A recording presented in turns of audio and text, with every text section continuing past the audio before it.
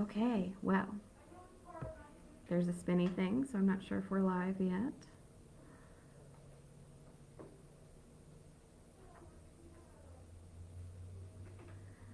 Hello, foster parents of Ariel. I'm pretty sure I've done this correctly. So for those of you who are on, we're going to just wait a couple of minutes, and then we have a really special guest tonight. Dominica Steele is here to train us, and we are so grateful to have her come. She was a foster parent with us for lots of years, adopted several kids from us, and she is just truly the guru of behavior management and de-escalation. So like I said, we're just going to wait a couple of minutes here, and then we're going to have Dominica just jump right in. So be patient, and we'll get started here soon.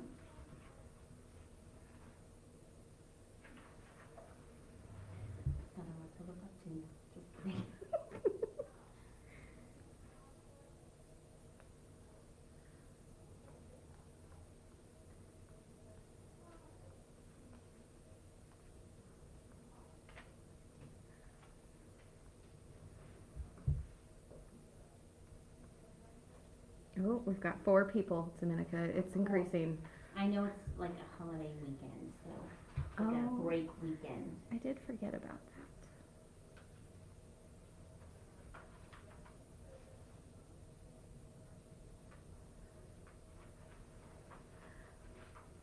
that. Hey, Nikki. Hey, Marjorie. Thanks for joining us. We're just giving Dominica a couple of minutes.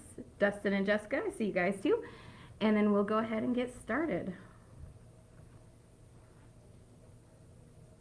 She was my best friend growing up. I just adore her. I went by Nikki growing up. It was my nickname, Dominica. I was Nikki too. She was Nikki 1. Nice. Yeah. Wow, she is pretty awesome. Cracked me up that I'm like earmarking some of these pages, like 90% of them are in the section on impulsivity. Well, you know. All day, friend. Impulsivity.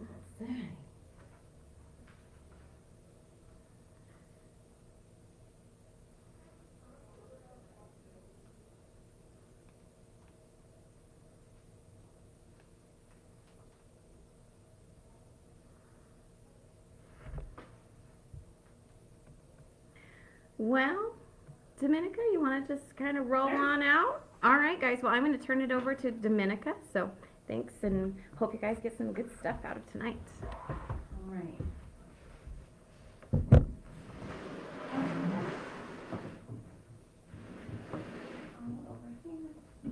No, you're okay.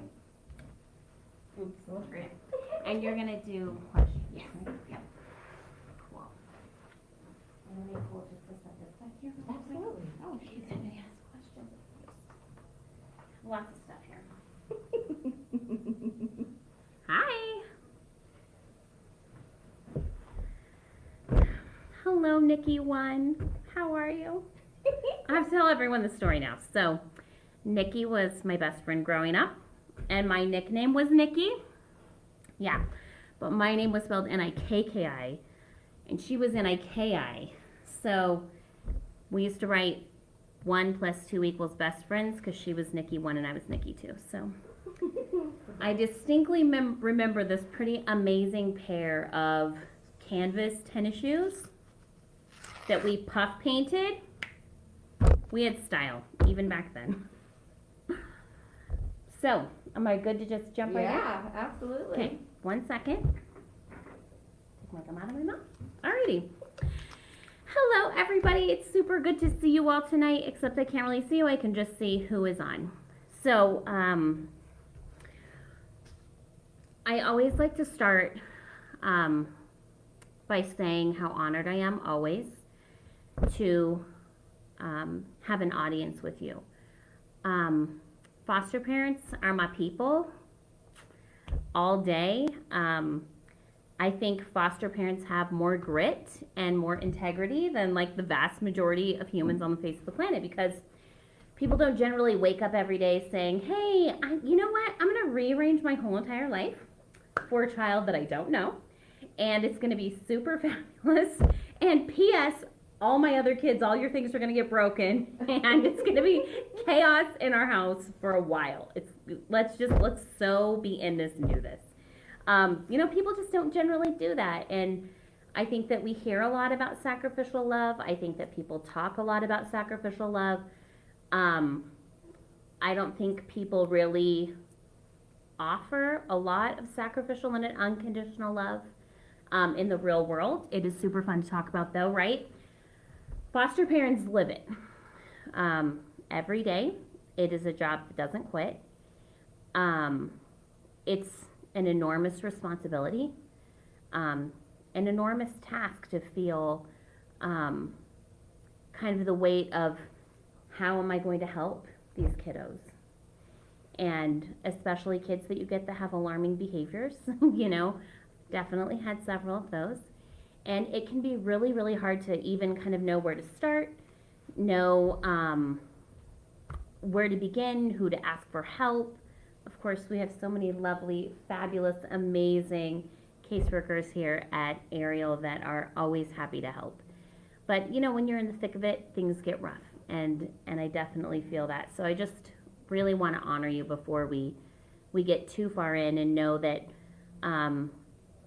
you hold my wholehearted and unreserved appreciation for the willingness that you have, and really just the grit that you have to take these kiddos and do what needs done and help heal and facilitate that process. And I think you are some of the most unsung heroes in the whole wide world. So that's my very long thank you. You people are amazing and you rock. So we're going to be talking about behavior. Please toss in questions. That way we can make sure that I'm directing this to what you want to hear, because, not everyone wants to just sit here and listen to me talk forever. So I definitely want to be tailoring this to what you would like to hear and know. So I think my big thing with, there's probably some of you who don't know me, so let me introduce myself. My name is Dominica Steele. I have 9 children. I am a child hoarder. I know there are others of you here, so I am in good company. We adopted our first 2 girls, first 2 placements we got them in 2011. We adopted them in 2012. And then we were given triplets. We had several other placements in between there. And then one night, triplets showed up on my doorstep. And we ended up adopting them as well, and we adopted them in 2016. We got them in 2013, adopted them in 2016. Just to kind of throw some diagnoses out there of kind of what the diagnoses that my kids have are, just so you can know, I'm in it with you on the behaviors. All but one are diagnosed with ADHD. They all 5 are diagnosed with fetal alcohol spectrum disorders, which is like my passion, my baby. I'm a certified fetal alcohol spectrum disorder instructor on this side of the state. I'm actually the only active one that I know of. Super passionate about that, so if you ever want to talk to me about that, hit me up. I also manage a support group for caregivers who are caring for kids that have an FASD or prenatal drug exposure. I co-manage that with some other pretty fabulous people. Let's see. So FASD, ADHD, PTSD, reactive attachment. 2 of my kids had that diagnosis for a while. Thankfully, they no longer meet the criteria for that diagnosis, so that was a huge celebration for us.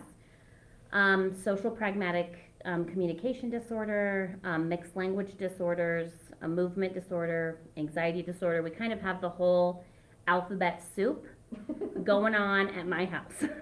So I think the biggest thing to remember about behavior is that behavior is always purpose-driven.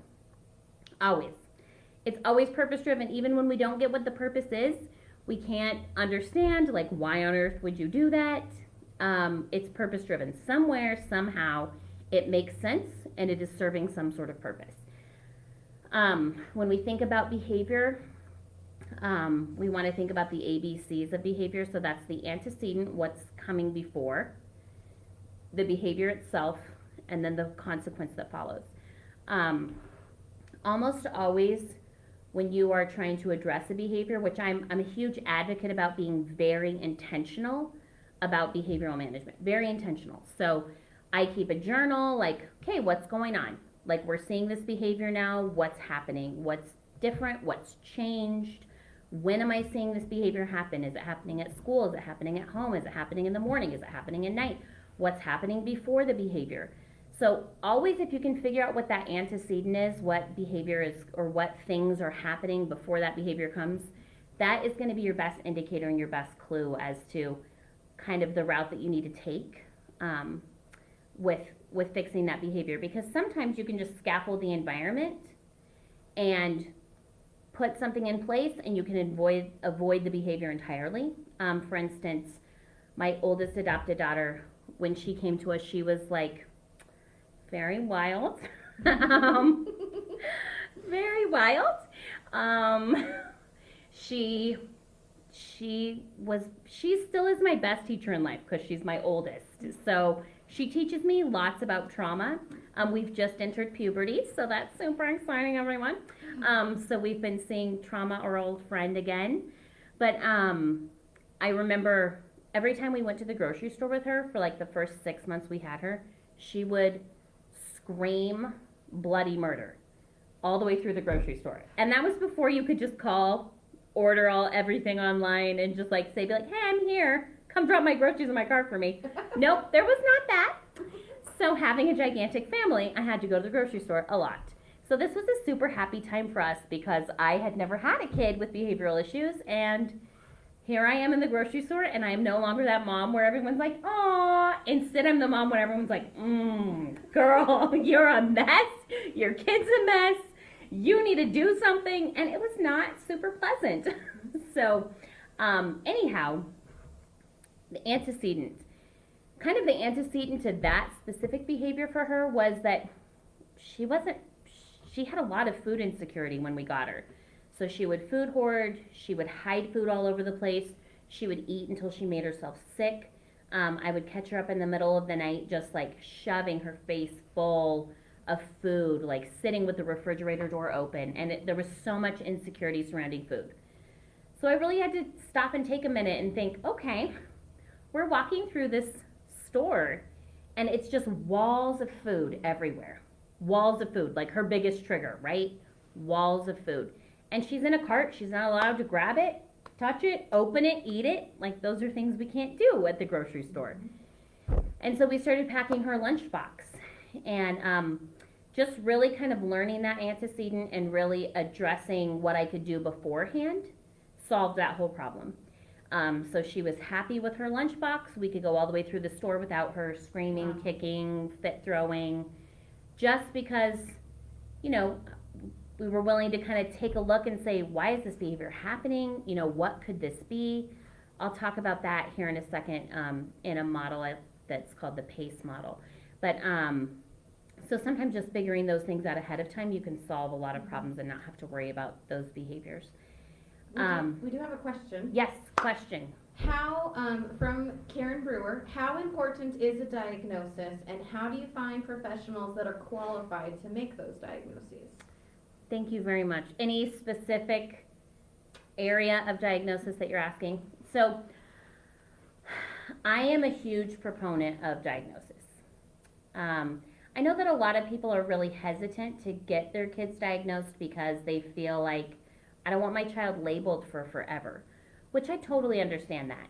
You know, I'm raising 5 kids that have a fetal alcohol spectrum disorder, and at our house we say, you have an FASD, but girl, it does not have you. Because, you know, you can grow. I totally come at life from a strengths-based approach. Like, everybody has strengths.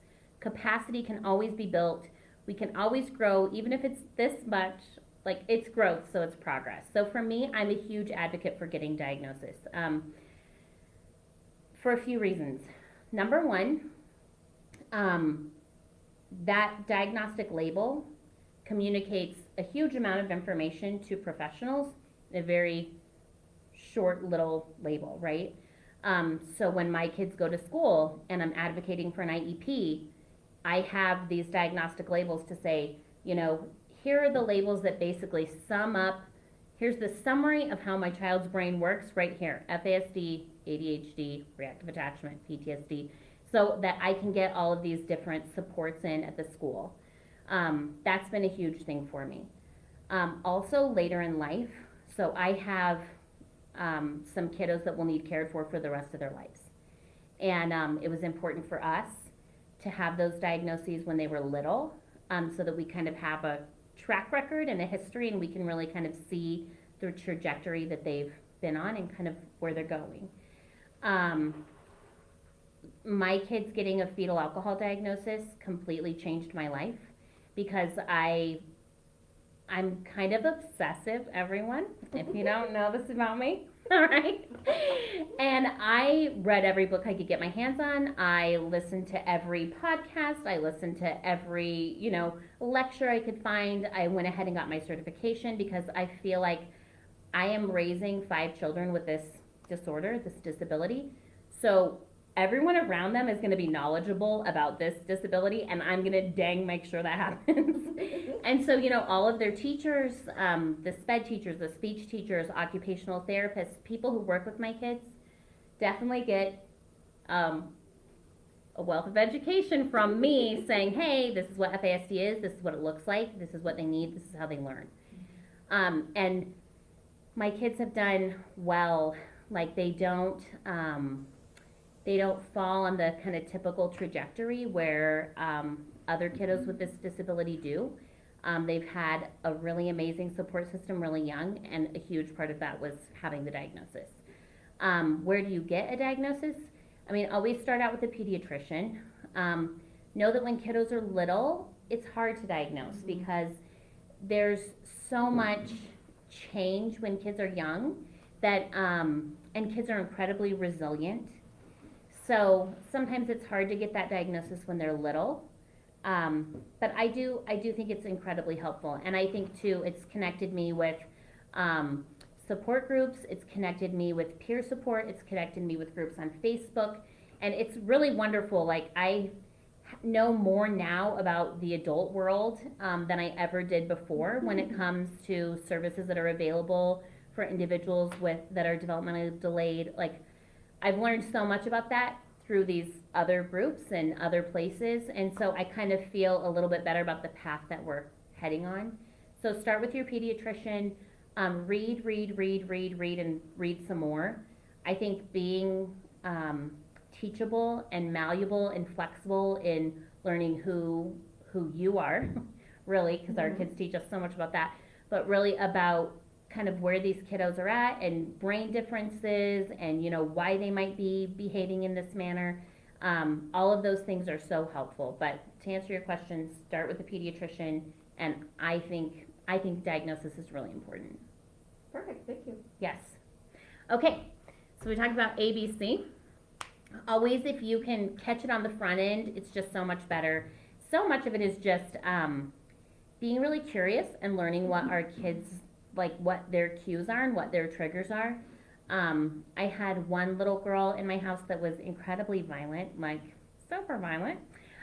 So the foster mom that had her before, she had like bleeding scratch marks one time, bite marks on her legs. I remember one time she had broken a window out and had yelled out the window, help, help, they're making me do meth. This kiddo was 6. Just kind of put it into perspective for you. And of course the neighbors are like, what? Da, da, da, da. To the rescue. I will call the police for you. And she had some big issues. She had a lot of explosive behaviors. So she came to our house because I had been mentoring with this foster parent, and this kiddo and I had just made a good connection. And so much of our success with her was just learning what her triggers were and what her cues were. So I knew the second those little fists balled up, like we had T-3 seconds before all hell broke loose, and everyone better run and hide. And so what I would usually do, like she'd get these kind of like angry eyes and her fists would ball up. So I carry an imaginary purse with me that's full of all sorts of wonderful imaginary things. And in this purse, I would carry happy eyes with me. And of course, I'd be like, oh no, hang on, I'm seeing the angry eyes. And so I'd like dig around in the purse and be like, oh, here they are. Oh, wait, no, those are my googly eyes. And just be crazy and goofy and search through and find my cross eyes and find all these weird eyes before I'd find my happy eyes. And it was just enough to get her out of that behavioral rut to where she could kind of laugh and be like, okay, like, you're pretty crazy, but also okay, like, I'm okay. And then we could kind of get to that place where we can reason, because when we're dysregulated, you can never reason. It's just never, ever going to happen. So basically kind of the steps are when kids are dysregulated, it's relate. It's regulate, relate, and then reason. So that has to be last. Always it needs to be like, okay, I see that you're super mad. Like, it's okay to validate those things. Then you help regulate. What can we do to calm down? We had all sorts of calm down strategies with her, which I'm happy to pull out and show you guys. And then it's reason. Reason has to happen way after. Actually, 90% of the blood flow leaves the frontal cortex and flows down to the limbic area. So, like, reasoning is just kind of, you sound like, you know, the mom or whatever, the teacher off of Peanuts, like, wah, wah, wah, wah, wah, wah, wah. Although it feels super good to you. And I do not know why. That is like when the spirit of preach comes on me. It's like, in those moments, I'm like, let me impart some wisdom to you right now while I'm irritated, which of course never works, right? So another thing we did with Audrey, with this lovely little lady, was we had an angry bag. You guys can kind of give your little thumbs up if you guys all have heard of an angry bag.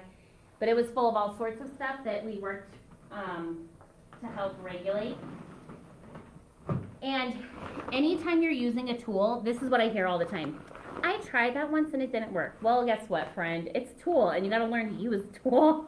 And so sometimes it takes a few times. And always, it won't work if the kid is mad and melting down and you're like, guess what I have for you? This is an angry bag. And you're angry. So let's try to use it right now. So instead what we did is she and I had a little chat about, you know, you have really big emotions and sometimes they, you know, get you in trouble. So let's do something different. Let's do a calm down bag. It's going to be so amazing. Oh my goodness. She and I had a special date. We went for ice cream. We went to the dollar store and we purchased the items that went in her calm down bag. So there's bubble wrap for popping, balloons that she would blow up until they exploded. That was one of her faves. Noise makers, paper that she could color on and then rip up, which I'll talk about that one in a second. She had lots of squishy stuff, you know, to just kind of get some of that cortisol down. So I'll talk about, if you guys don't think it's boring, I'll talk about kind of the neurochemical side of that.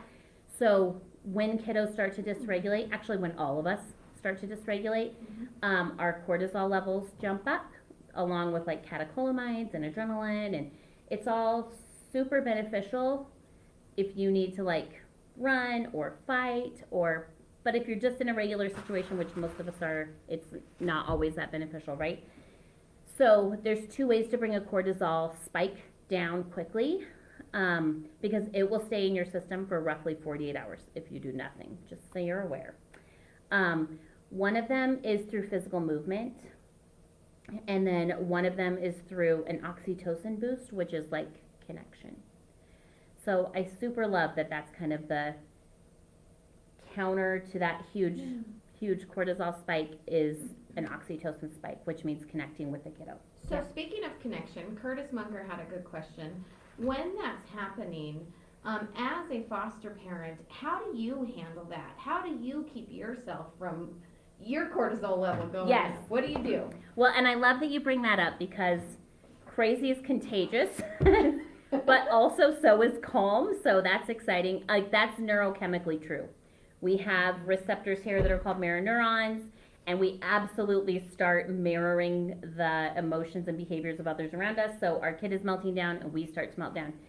So for me, I tried lots of things, but probably the two things that were most beneficial for me was I made a list of everything that I loved about the kiddo when I was not dealing with their fits. Yes, like, here's the potential that I see, you know, here are the strengths this kiddo has. Uh-oh, I see it says, sorry, we're having trouble playing this video. Sorry. Oh no! Well, I don't know. It looks like we're still live, maybe, and just something changed. Do you want me to have them message us if they can still see us? Yeah. So use camera. Sorry, we're having trouble streaming. Oh no. We are hooked up to the internet. Oh gosh. Let me see. Timer's still going. Let me reach out to Christy and Sure. see if she. If any of you can by chance see us, message us and let us know.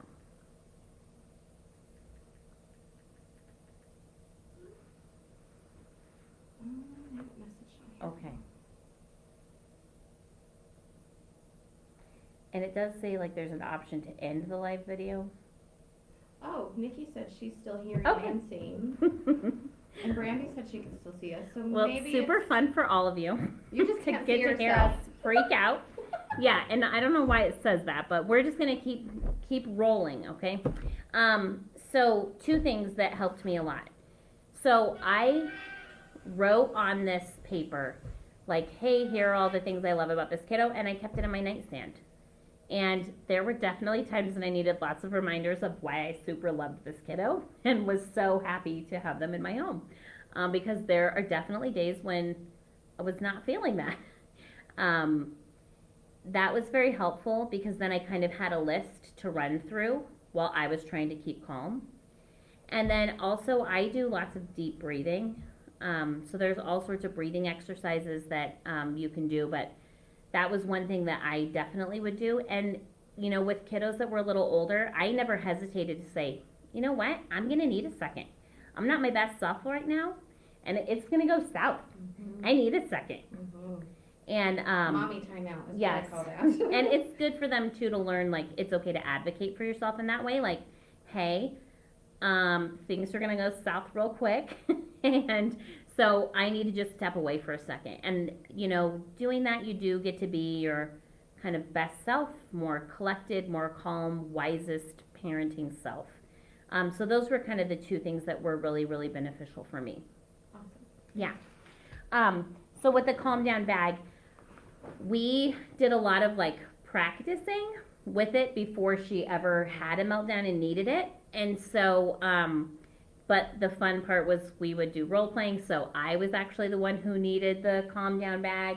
And so I would, you know, flop on the floor and like, totally dysregulate. And then she would get to be the parent and run it over to me and be like, look, this is how we learn to calm down. And she would like pull things out for me. And then we just kind of did it that way so that it wasn't a threatening thing when it was introduced when she was having fits. And then when I felt like, okay, she's now ready to have this, and then we started introducing that or like integrating that, I guess I should say, during her huge fits. I'm going to follow my little line here. I got off track just a little bit, but I like to think about a kiddo's behavior like a tree. I think it's really easy to grab the pruning shears and be like, I'm just cutting all this fruit off that I can't stand, and oh my goodness, I'm just going to, and we forget that, you know, oftentimes when you prune, things flourish, right? So we kind of create this situation where we're power struggling with kids and we're frustrated and they're frustrated and nobody's ever getting any sort of growth out of it or connection because we're just all irritated all the time, right? Mm-hmm. And, you know, I think it's so wise for us to take a step back and say, this fruit just didn't grow. This didn't just show up today, the day they came to my house. This has a trunk. It's got branches and a trunk, and it's got a whole root system that has served a very important purpose before. So my oldest adopted kiddo, Eliana, when she was little, she would pretend like she was going to kiss you, and then at the last second get this like really mean face and actually headbutt you. So I was so eager to love her because, I was a novice. I was a newbie. And I was just so eager to love her that it took me 3 bloody noses before I learned that trick. What a dum-dum, right? I totally was like, oh, it's just a kiss. Oh, I love kisses. Oh, no, it's another bloody nose. Not actually a kiss. And she was really violent. She had lots of violent behaviors. And, it took me a little while to understand she had to be that way. Her life was full of predators. She had to be that way. It served a purpose. It served a really good purpose for her. And now it just takes a little bit of time for us to realize that those behaviors don't serve a purpose anymore. With the food hoarding, that was like a life skill she had to have. She had to hoard food all over the place. She had to hide food everywhere because she didn't know when she was going to get it next. And so that was really efficient, lifestyle for her. That behavior served a purpose. So all behavior serves a purpose. Sometimes it can be hard kind of figuring out what that purpose might be. So I don't have it right in front of me, but I believe his name is Dr. Dan Hughes. He kind of has like an outline model for therapeutic parenting, and it's called PACE, and it stands for playfulness, acceptance, curiosity, and empathy. And I think probably the best thing that you will ever offer any kid that comes into your home is empathy. It's that unconditional positive regard of seeing this life despite all these big behaviors, despite all the meltdowns, despite breaking everything, despite lying and stealing, and despite all of these things, looking at them and still being willing to offer them that unconditional positive regard. That I see you. I really see you. I hear you. I really hear you. And I can imagine what it would be like to be in your shoes. I think that's probably the best thing that you will ever offer any kiddo that ever comes into your house. So kind of those are kind of the things that underpin a lot of behavioral management strategies that I have employed. Kind of keeping your eye on the goal of really correction is always about building in that child the ability to self-correct, right? To monitor their own behavior. Mm-hmm. And so, as you're kind of looking at strategies, it's important to kind of keep your eye on that long game too. Like after you've, gone through a whole thing, there are usually a few things I like to ask myself. Did I feel good about what happened? Pretty much if you have a gut feeling like, that wasn't fabulous. They have it, you have it, everyone has it. That was not great. Adjust the strategy. How did I feel about that? And did I leave them better equipped to self-correct? And really that is kind of the goal, right? So we move from, co-regulation, hopefully to self-regulation, teaching them to regulate their own emotions. Those are the skills we need to give these kiddos because we don't know how long we're going to have them. That was one thing I wanted to mention when we were talking about diagnosis too, that I always feel like it's an important piece to really be a strong advocate in those areas, because when they leave you, that IEP or support that you worked for to get at school, or started them on the path to diagnosis, or whatever it was, those things go with them. And so I think that's an important piece of that as well. Go ahead. Since you went back to diagnoses, yes. We have one more question that I missed. Absolutely, great. So Amanda wants to know, how do you approach getting a diagnosis without sounding like you can't handle your kid or without automatically being prescribed meds? Okay, laughing so hard. It's such a real question because, you can't go in and be like, hey, my kid has FASD, period. I know sounding like you can't handle your kid, I know that is rough. I know that's rough. But sometimes the fact of the matter is when you've tried behavioral strategies that are not working, it's okay to say that. It's 100% okay to say that and say, listen, at the end of the day, here's what we've tried. We've tried positive reinforcement. We've tried scaffolding the kiddos' environment. We've tried calm down bags. We've tried modeling. We've tried all of these behavioral strategies, and we're not seeing a lot of progress in this area. One thing, I think a lot of the kiddos go to Western Colorado Pediatrics, and they actually have a system now where they recommend a parenting class before they'll prescribe medication. So just to kind of give you like some numbers in this area, lots and lots and lots of kiddos in foster care have been exposed to drugs and alcohol. It's sadly the case in Colorado. I think the last time we looked, it was like 81% of the cases somewhere cite drug and alcohol abuse as one of the contributing factors for removal. Colorado is actually the second highest binge drinking state in the nation. Who knew? So we do have a lot of kiddos that have been impacted. So drug and alcohol abuse usually correlates to it's a 72% comorbidity rate, meaning that they may have that issue, but they will also have FASD. So there's ADHD. So there's over 70% chance that this kiddo's not just going to have this, that the effects will be seen looking like ADHD also.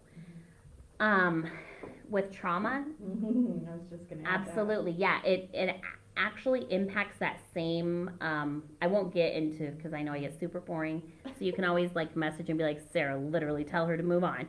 But, so the HPA axis, which is the hypothalamic pituitary axis, adrenal axis, is this super highway of information that comes from your gut to your brain really quickly. And it also ends up serving a huge purpose in helping us calm, because the medial prefrontal cortex is also involved in that.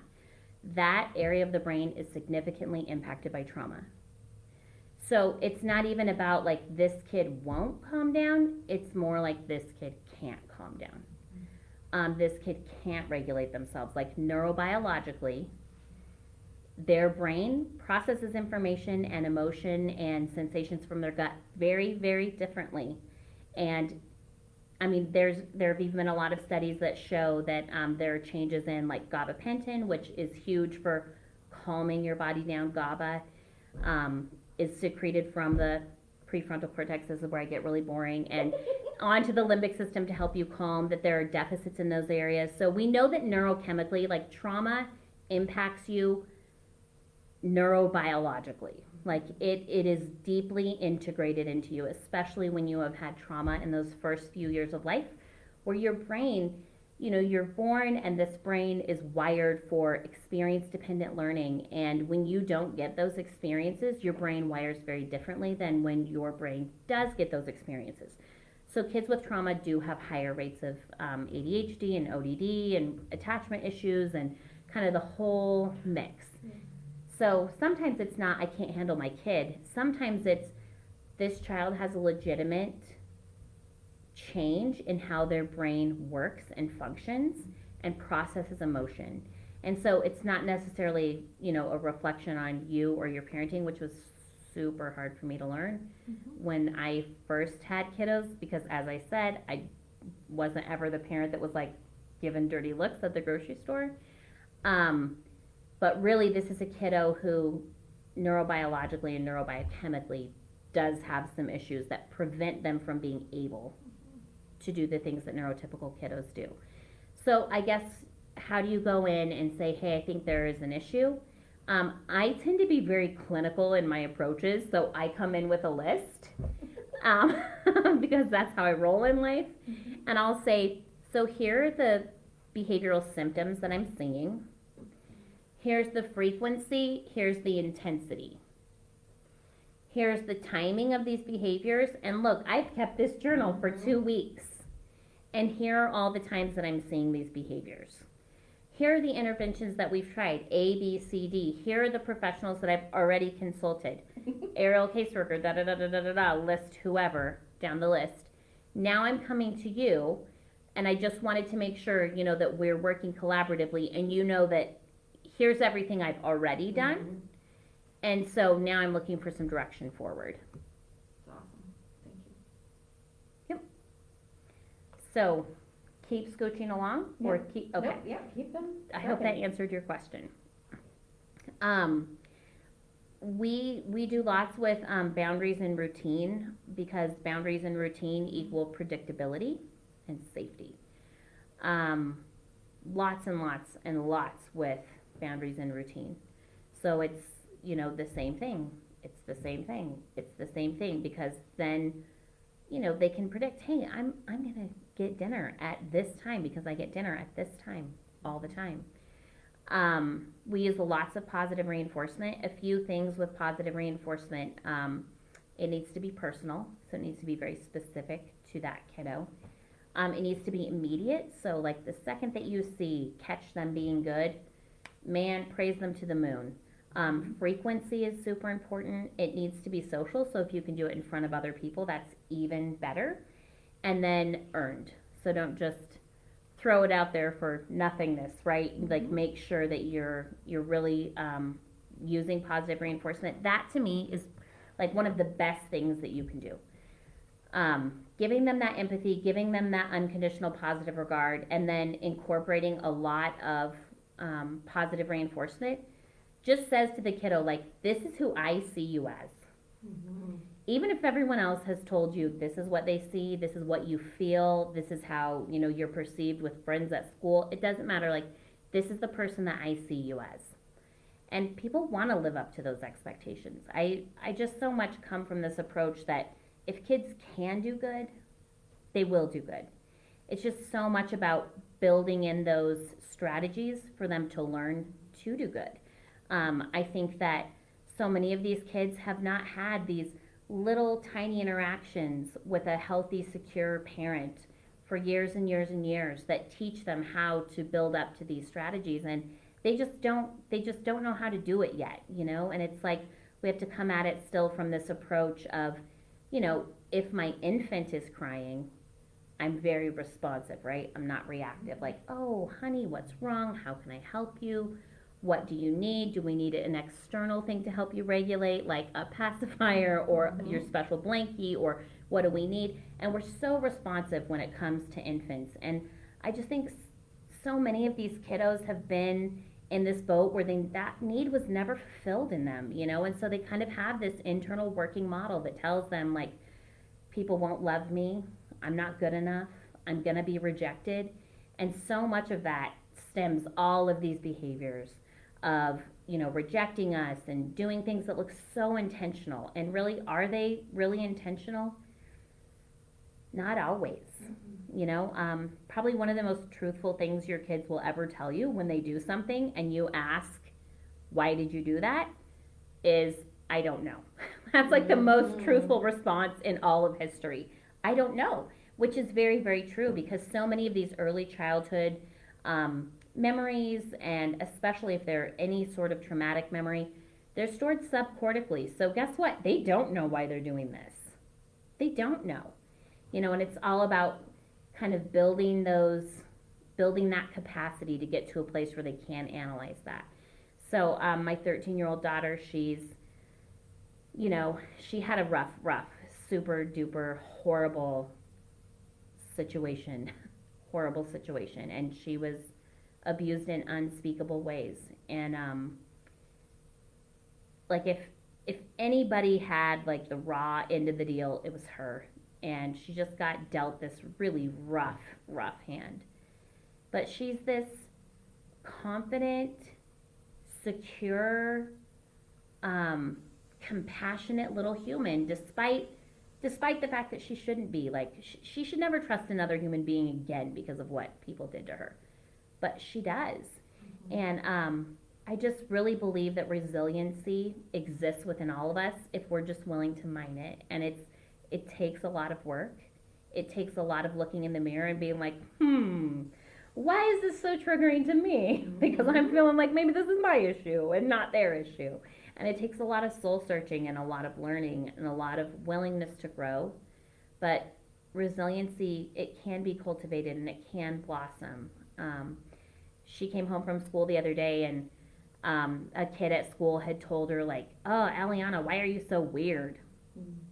And she came home, and she was like, yeah, so-and-so told me that I was weird. And I was like, I am? And he said, yes, you're weird. And she was like, why am I weird? She thought it was a real question. Oh. So she told him, she's like, well, let me tell you. Early in my childhood, I had trauma. And so I don't always pick up on social cues. So maybe that's why you think I'm a little weird, because maybe I'm not interpreting your social cues. But I know that I'm a good learner. So if you'll tell me what I'm doing, then I can fix it. And I thought, oh my gosh, like this is not the reactive little child that burst into my home, so many years ago. Like she's really kind of come to this point where it's really been amazing to watch her. Like I wish I had as much self-awareness as Eliana does. She'll say things to me like, I think that was triggering to me because I'm afraid of being rejected, and I just have to remind myself I'm not going to be rejected. I'm all, girl, good job. So with older kiddos, I think probably a lot of you have some older kiddos. This is like my favorite book ever, and I can't see if I'm pointing this to the screen correctly, so I'm just going to hope. Put the name in it. Thanks. Of it in here. So it's called the CBT Toolbox for Children and Adolescents. CBT is cognitive behavioral therapy. So this is caregiver driven cognitive behavioral therapy. And we have worked in this book with most of my kiddos for a really, really, really long time. So yeah, absolutely. And so it basically comes in sections. And it's all about teaching us how to think about our behavior a little bit different and think about our thoughts a little bit different. So this one has childhood trauma. Hang on one second. Let me kind of show you the sections that it will go over. ADD, or so if you're dealing with like concentration issues, there are worksheets for that. Impulse control issues. Metacognition, which is like thinking about how you're thinking. Relationship building. It has all sorts of stuff on facilitating conversation. That can be really difficult for our kiddos to initiate play and initiate conversation. Flexible versus rigid thinking. Sensory profiles if you have kids that have sensory issues. Perspective taking, pro-social skills. I mean, really, anger, aggression, dysregulation. It's just pages and pages full. So my daughter, Elle, has been having some issues with anxiety, which is not surprising. This was a huge issue for us when she was little. And now that she's hit puberty, we're seeing some resurgence, which is so normal. It's incipient adolescence. The frontal part of your brain is developing connections down to the limbic system. So you really start to understand your trauma on a different level, which is why I think it feels like trauma is so cyclical. Because really, it's more like your brain just keeps growing and understanding the trauma on a deeper level. And so we have workbooks that they work in themselves.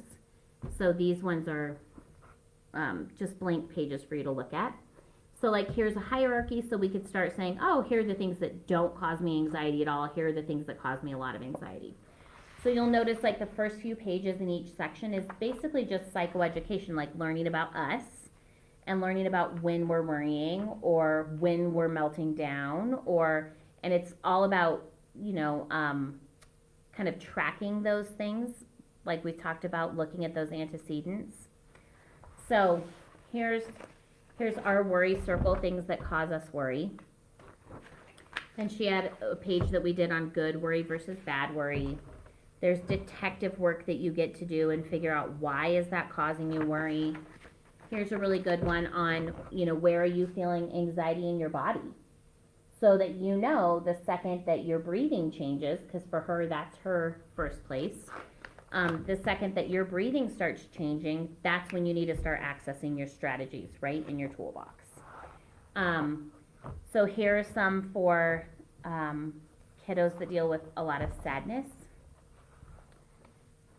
Boo-boos and Band-Aids, so when we're having a lot of hurtful thoughts about ourselves, we get to write down, what Band-Aid could we put on those things? Like what would help heal that boo-boo?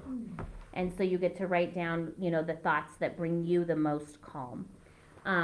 There's one that is not in this book that we used with the little girl that I was telling you had lots of issues with like explosive anger. We built a huge construction paper mountain on her wall, and then I printed out like a hiker with her face on it, and she got to color it and stuff. And it was all about learning about Anger Mountain. And so the top was Meltdown, because it was like a volcano. And it was kind of like the steps and places that she felt in her body and the thoughts she started having before we hit Meltdown. And then on the other side, it was coming down. Like, what were the things that calmed you down? So that was really nice because it was just helpful for her to start identifying her own triggers. And so she could say, okay, the second that I start balling up my fists and they feel hot, I know that I'm getting ready to walk up Anger Mountain and it's not going to be pretty, right? And so she was able to kind of identify those tips and then also what de-escalated her. And so that was really helpful for me to know, okay, these are the things that de-escalate you. Fabulous. When we have meltdowns, I will be here afterward, helping come back down Anger Mountain. And so it's just kind of like a fun thing to help her with. I think I mentioned the PACE model: playfulness, acceptance, curiosity, and empathy. So you can see that a lot of strategies don't have to be like punitive or like really, like you can be modifying behavior and still be empathetic and engaging and accepting and playful. So, what is the youngest age this book is meant for? So let me see here. I don't know if this specifically says youngest age, but I mean, I was using it in my own modified versions with 4-year-olds. So, like for instance, Anger Mountain isn't in this one, but there was a page that, I don't know, had a mountain on it and was talking about something, and I'm like, ooh, I love that. So I'm going to modify it to my own thing, and we're going to do a whole construction paper deal on your whole wall, and it's going to be fantastic, because what do we know about Dominica? She's eccentric. So calm down strategies, like one of them here is about balloon breathing. I mean, teaching those type of de-escalation strategies are helpful for little kids. Teaching my 4-year-old. Yes, absolutely. Techniques. Yes. Absolutely. Yeah. So there's just a lot of fun strategies in here, and not every strategy is going to work for every kid. Eliana, her favorite strategy is called the 3 C's. And it's where we catch a thought, we confront a thought, and then we change the thought. It's her go-to thing. It's what she loves the most. So last year at school, she had a Ptsd episode, which she has not had in years. And basically, like, these kiddos kind of had surrounded her desk and were asking her some questions about where she had gotten something, and she felt super threatened and like lost it. And like lost a sense of where she was and who was around her, and felt super threatened. And thankfully we have a strategy in place, because I always work with their teachers and counselors and SPED and speech and whoever I need to be on my team with these kiddos. So we activated her plan, anyways, long story short, she was able to calm down.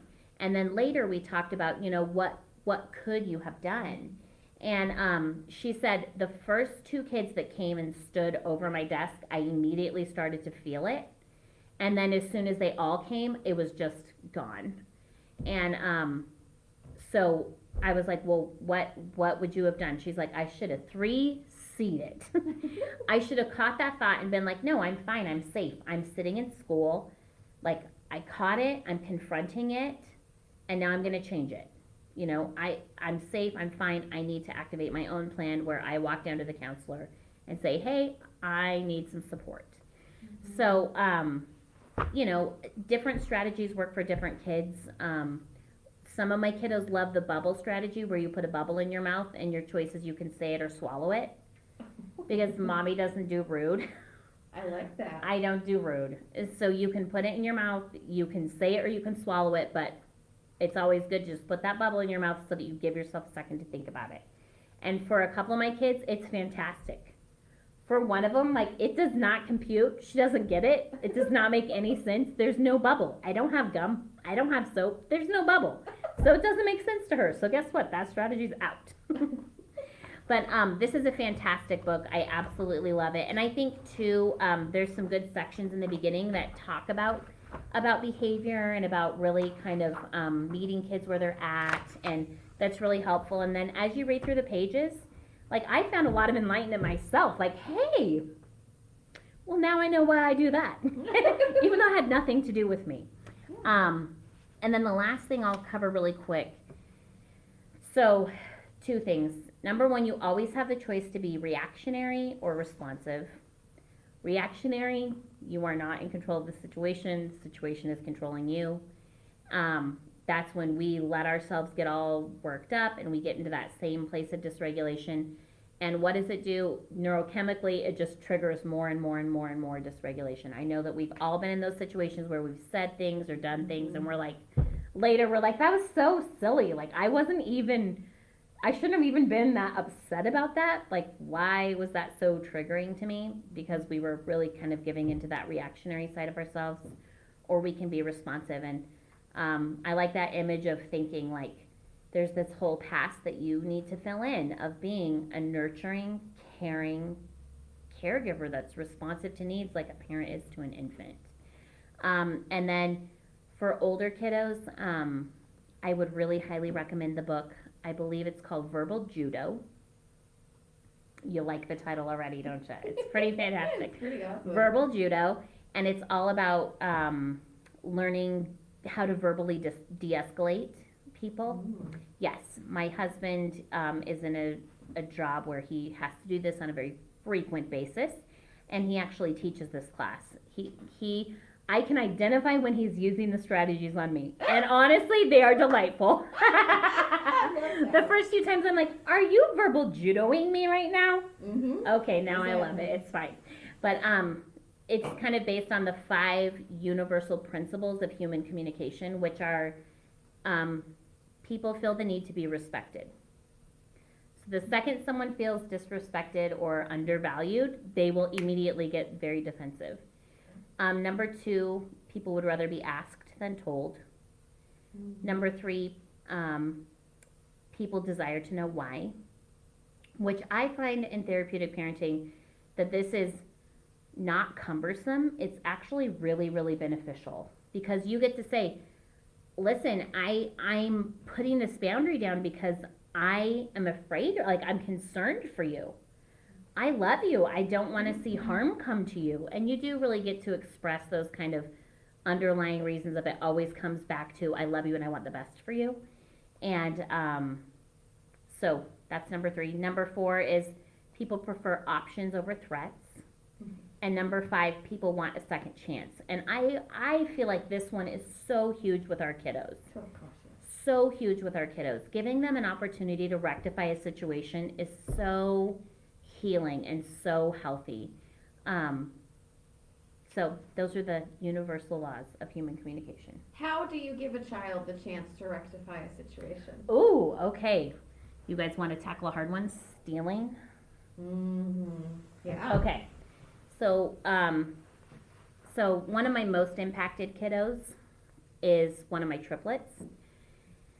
We haven't done any neuropsychological testing on her yet, but I strongly suspect that her IQ is below 75. She's pretty impacted. She's staffed for significant needs at school, and anyhow, so we live next to an orchard, and I am super strict about you don't go take a peach off that tree, my friend. That's not your tree. We're not doing that. Mm-hmm. You don't go take grapes off the vineyard. Like, no, friend, that's not how we roll in life. So she had decided to sneak and go get a green peach, which our neighbor is the most amazing man ever. He's fantastic. He actually passed away last year, but my kids were really, really, really close to him, and he would have them come and help pick and all sorts of stuff. So she took it and then she hid it in her room because, now we gotta hide the shame and hide the booty of what we've now taken, which is this green nasty peach that you can't even eat. So when I found it, I was like, wow, this is a huge bummer, because this ownership is such a hard concept to teach, especially kiddos that have intellectual disabilities or kids that have had trauma and just don't understand any of this kind of abstract world. So I told her, listen, you know, we see Kurt outside and he's watering the peaches and he trims the peaches and he, all day long, he works on those trees, and all year long he's outside working in this orchard, you know, to keep these very nice. This is something precious to him. So you took something precious to him, so I think you should give him something precious of yours. Ooh. And I thought she was going to pick something silly. Of course, I've already talked to our neighbor, which I think it was more punishment for him than anybody because he had to accept it. But she picked like her most precious stuffed animal at the time. Sure did. Ooh. And I was like, is this what you want to pick? And she's like, yep. And I was like, why do you want to pick that? And she's like, because it's so precious to me. I'm like, hey. So anyways, we walked it up to his house and she apologized. And she gave him this, it was like super rattiest little cat stuffed animal. And he was so good. Like, he told her thank you, and that meant so much to him. And I had asked him not to be like, no, it's fine, don't give that to me, because I felt like it was important for her to delineate those boundaries. And after we left, she was like, Katool's gonna be so happy with Mr. Kurt, and I gave him something precious. She felt pretty good about giving him the cat, which surprised me because I didn't think she would. Yeah. But sometimes it's writing letters. My kids have definitely written letters to teachers. Also, coming back to Adelie, I know we're surprised here. Adelie had told one of her teachers that she was tired of her bossing her around, Woohoo. which was delightful experience for mommy. And you know, so we talked about that was not showing her respect. What do we need to do to show her respect? And so, like, every day after school, she would be like, I didn't tell you not to boss me. And her teacher would be like, you did so good today. And I know for everyone else that wouldn't be a standard of you did really good, but for Adelie that was real growth and progress for her not to do that. So always giving them an opportunity. One thing that we do, Adelie can be a little bit destructive. Poor Adelie, like, I'm singling her out, but my mind is on the Adelie train right now. So, you know, she's broken things of her siblings, and so she, you know, has to apologize, all that. But then it's not just, oh, sorry. Nope, because sometimes sorry is shown. It's not just said. And so she'll clean their room for them, or she'll work and earn money that she gives back to them to buy back the item that she broke. And so kind of all of those things give her an opportunity to be proud of setting a situation right. And I think that's really, really important for our kids. I agree, and they don't get that a lot. They Yeah. don't get people teaching them how Yeah. you right a wrong. It is, and righting a wrong is important, even as adults. I think so many of us, like, even in adulthood, it's like, oh, I did something wrong, I don't want to apologize, I don't want to have to, but you know, really, like, righting a wrong is one of the most humbling, but also one of the most growth-inspiring things we can do, I think, is learning to right a wrong and apologize, and not just apologize, but actually, like, set the situation right the best that you can. Nice. Yeah. So I hope that was helpful. Thank you guys, everyone, for coming. I appreciate it. And if there's no more questions, I think we're right at time, right? We are, and I Perfect. don't see any other questions, so let me refresh this page one more time. Cool. And I'll hold the book up again so you guys can see it, because it's one of my faves. It looks really cool. It's amazing. 200 practical, easy, and ready-to-use worksheets, exercises, and activities. I mean, that's a good Can't go one. wrong with that, right? All right. All right, thank you. Thank you, everyone.